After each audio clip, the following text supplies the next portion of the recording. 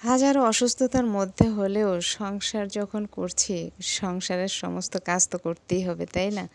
আপনারা কিন্তু দেখতে পাচ্ছেন আমি যে কাটাকাটি করতে বসছি না, আমার খুব কষ্ট হচ্ছে। বসে কাটাকাটি করব, রান্না করব, অনেক বেশি কষ্ট হচ্ছে। কিন্তু কিছুই করার নেই, সংসারে কেউই নেই, আমরা দুজন। ছিল শাশুড়ি মা, কিছুদিন আগে মারা গিয়েছে। যাই হোক, সে মুরব্বি ছিল, তাকে দিয়ে আমি কিছু করাতাম না।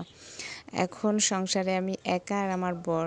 অনেকের বর আছে না, বউ অসুস্থ হলে বর সমস্ত কাজ করে, রান্না বান্না করে সামনে এগিয়ে দেয়। এই সমস্ত কাজ আসলে সে পারেই না, আর আমি বলিও না। যে মানুষটা পারে না তাকে জোর করায় কি করানো যায় বলেন? তাই হাজারো কষ্ট হলেও আমারই করা লাগে, আমিই করি, তাই কষ্টটা একটু বেশি হয়ে যায় আমার। একদিকে জয়েন্ট ফ্যামিলি খুবই ভালো, একে অন্যের অনেক হেল্প হয়, কিন্তু সেই কপাল আর আমার নেই। আমার শ্বশুরবাড়িতে এরা দুই ভাই সম্পূর্ণ আলাদাই এসেই আমি সংসার পেয়েছি।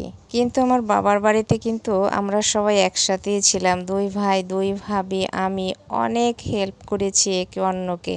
যাই হোক, আমি কতটা করতে পেরেছি, কতটা করেছি আমি নিজেই বলবো না, পিছনের কথা বাদই দিলাম। আমি কিছুই তাদের জন্য করতে পারিনি, এতটুকুই বলবো। কথায় আছে না, যে সবার জন্য করে তার জন্য করার জন্য কেউই থাকে না, এটাই সত্যি। এই যে দেখছেন আমি চুলায় রান্না করছি, চুলা কিন্তু আমার শখের বসে, আমার কিন্তু গ্যাস আছে, তাও আমি নিজের হাতে চুলা বানিয়েছি। শখের বসে একটু চুলায় রান্না করি, কিন্তু কালির হাঁড়ি মাজা অনেক কষ্ট, একদম খারাপ লাগে আমার। কিন্তু আমার ভাড়াটিয়া আছে, আমাদের বলতে হয় না, ইচ্ছে করেই আমাকে পরিষ্কার করে দেয়। এটাই হচ্ছে ভালোবাসা। ভালোবাসা যে কখনো পাওয়া যায় না। তারা যে আমাকে এত ভালোবাসে, এত ভালোবাসে, সত্যি। ওই যে বলে না, আপনের চেয়ে পর ভালো, পরের চেয়ে জঙ্গল ভালো। সত্যি অনেক ভালোবাসার মানুষ পেয়েছি এতটুকু লাইফে। আমি যেখানেই যাই আমি সেখানেই সবাই আমাকে ভালোবাসে, সবাই। আমি জানি না, তাদেরকে আমি খাওয়াই না, পড়াই না, কিছুই করি না, কিন্তু সত্যিকারভাবেই আমাকে মন থেকেই ভালোবাসে।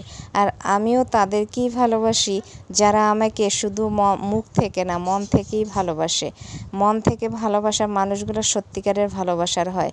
আর যারা মুখ থেকে ভালোবাসে তারা হচ্ছে পিছনে বদনাম করে, পিছনে বাস দেয়। এই মানুষদেরকে আমি সবথেকে বেশি ঘৃণা করি। তাদের সাথে আমি কখনোই মিশি না, কখনোই তাদেরকে ভালোবাসা দেই না, তাদের কাছ থেকে ভালোবাসা পাওয়ার আশাও করি না। তবে আল্লাহ যা রেখেছে কপালে, তার বেশি কিছুই হবে না। আমি হাজারো চাইলেও হবে না, আর আল্লাহ যা রেখেছে তা আমি না চাইলেও আমি পাবো। তাই বলবো, ধৈর্য ধরেন, ধৈর্য ধরে সামনের দিকে এগিয়ে চলেন। ইনশাল্লাহ ইনশাল্লাহ সফলতা অবশ্যই আসবে। আল্লাহ কাউকে নিরাশ করেন না, আজ না হয় কাল। আমার ভিডিওটা যদি ভালো লেগে থাকে অবশ্যই আমাকে সুন্দর সুন্দর কমেন্টস করে জানাবেন। কথা বলতে বলতে রান্না বান্না শেষ করে ফেললাম। সবাই দোয়া করবেন, আমিও দোয়া করব। সবাই ভালো থাকবেন। আল্লাহ হাফেজ।